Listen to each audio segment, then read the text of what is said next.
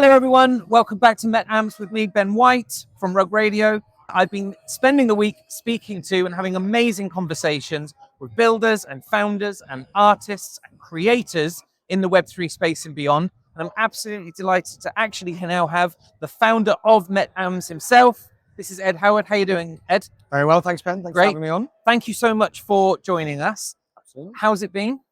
Wild in every way you can imagine. This building is insane. It's mad, isn't it? It's so beautiful. From the outside, it's like it looks like, I don't know, an abandoned gas tower, which I guess is what it is. I was going to say, if you don't know, now you know, but it used to be, it's an old gas silo. But inside, it's the most beautiful arena. Yeah. Really, really nice. Yeah. Tell me then about how this week has gone. We're in the closing stages now of the second day of MET-AMS. Has it been a successful show? And just tell me a bit more about what's been going on. It's been great. It's been just great to see, again, the different faces, the different people, the different professions coming into this building in a sort of melting pot. Yeah. To meet each other. So many different people from different backgrounds that every other conference has a little bit of that, but I feel like there's a special vibe always here with MET-AMS. Totally agree. I've been able to interview digital fashion designers, artists, people who are founding businesses. Thank you for that recommendation. Did you chat to, I did speak to Thomas, brilliant. yeah. So like people who are founding big AI businesses. I've been speaking to the guys from EPAM. I've spoken to other content creators, so many content creators. What's been really fascinating, I think, about this show is that people have come here to learn, to educate, but also to create content. I've seen so many people walking around with like a tripod and a camera and their lights.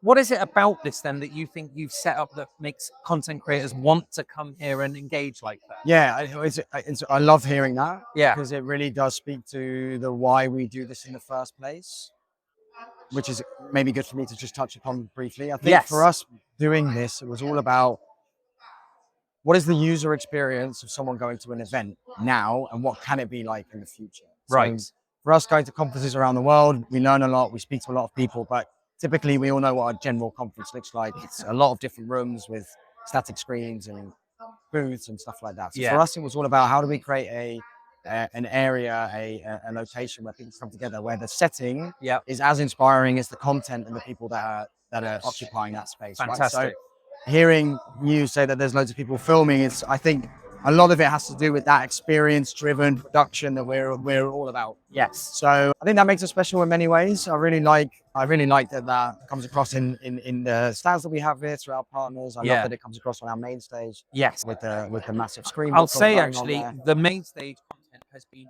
fantastic. Again, Well, what's really been cool about it, I think, is that it's commanded so much of the audience. So many of these events, you kind of turn up and you take a little peek in at the main stage and you're like, me and 11 other people. But you've had like a few hundred people consistently sat in front of spectacular, like content subject experts, which I think is super cool. Let's give some highlights. We've had Steffi Fung, amazing. We've had Jeff Staple. Yeah, Jeff was great. I think also from the content perspective, we've had lesser known but really content-driven companies like Modem Amsterdam. They're from Amsterdam. They work with the biggest brands in the world on creating immersive experiences. Yes. This is a canvas for them to show their work on like no other canvas exists. So yeah, Jeff was awesome yesterday. And then I got to see like an amazing fashion, almost like a fashion show this morning. Yeah, so Future from Row, shout out to Anthony and Isabella who came up with that concept, who I think a lot of people were dreaming about it. Yeah. But they did it.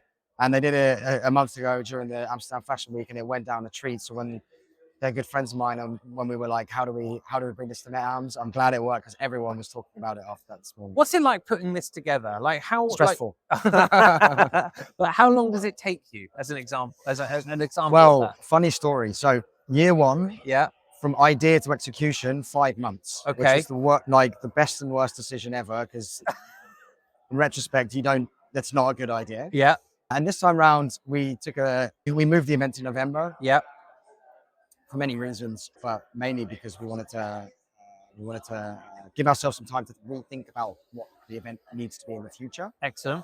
But that doesn't mean that a year and a half extra time makes the whole thing easier at all. You've got other things to do, I assume. Well, yeah, and with anything, right? You give yourself more time. It's always the crunch last few months where it all happens anyway. Yeah. So, No, it's been a roller coaster, and actually, in that sense, going looking at the comparison between year 1 and 2, looking at this space in general, I think one word for me that really kind of sums up everyone in this space is that everyone is like tech optimists. Okay. So like whether you're a Web3 person or an AI lover or a VR, you are excited about new things that aren't explored yet or defined fully yet. Yeah. And I think working out throughout the months and the build up to this event, what does that look like here from a curation, from a content perspective, from a speaker perspective? It's just been a lot of fun, but it's mad. Everything here feels like it's in its infancy. Yes. And yet you've been able to pull it together and pull a group of experts together that give real authority on it. And I think that's a credit to what you guys have done, actually. I've been really impressed. I've really enjoyed being here and being able to catch up with people. It's never felt like there's been like a stress or a push or a squeeze. Everything has been a real nice, relaxed feel to the whole thing. I'm delighted to hear that. And honestly, I wish I could take credit for that, the flawless production, but we work with amazing people who sort out everything from the stage design all the way to the very professional front of house you've been seeing there as well. It's a real craft, and the Dutch are known for it, but they've really executed it well. Yeah, for sure. In terms of sponsors, you've obviously had Decentraland here. Amazing. We spoke to the co-founder there. We did this morning. That was fantastic. We're hoping to catch up with the guys from Jaeger shortly. I know that they're due on stage also. How's that been working with them? I saw you also had people from Snapchat here as well. Correct. So that's been a great experience. It's been great. And again, I think year 1 for us was maybe almost fully Web3 focused. Yeah. Like I said, I think the overlap in this tech positive optimist audience and Web3 is the same. It's the same bucket, but it's a little bit broader. Yeah. And you see that with our partners as well. So yeah, we're working with let's call them Web2 traditional brands. Yeah. But we're bringing them into the same space, which I don't think last year was possible. No. Too early for a lot of brands. They found everything a little bit too scary. Yeah. Where's it all heading? Is everything a scam? This year it's been super fun because it's been bringing a Decentraland into the same space as a Snapchat and a Jägermeister and H&M.